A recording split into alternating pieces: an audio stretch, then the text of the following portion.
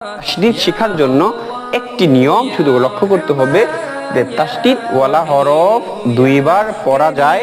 প্রথমবার তাহার ডান দিকের হরকতের সঙ্গে জজম অথবা সাকিনের মতন, দ্বিতীয়বার তাহার নিজ হরকতের সঙ্গে মিলাইয়া পড়তে হবে। হাব্বা, তাব্বা, কাল্লা, হাক্ক। সম্মানিত বন্ধুগণ, আজকের ক্লাস দীর্ঘায়িত করব না। যদি ক্লাসকে দীর্ঘায়িত করি তাহলে আপনাদেরও বুঝতে খুব কঠিন হয়ে যাবে। সম্মানিত বন্ধুগণ, তাহলে আমরা শিখেছি তাসদীদ কাকে বলে। তাসদীদ ওয়ালা হরফ দুইবার পড়া হয়। প্রথমবার তাহার ডান দিকের হরকতের সঙ্গে, দ্বিতীয়বার তাহার নিজ হরকতের সঙ্গে মিলিয়ে পড়তে হয়। এই একটি জিনিস আপনার সব সময় খেয়াল রাখতে হবে। যখন তাসদীদ আসবে তখনই খেয়াল করতে হবে প্রথমবার তার ডান দিকের সাথে, দ্বিতীয়বার তার নিজের সাথে, প্রথমবার ডান দিকের সাথে, দ্বিতীয়বার নিজের সাথে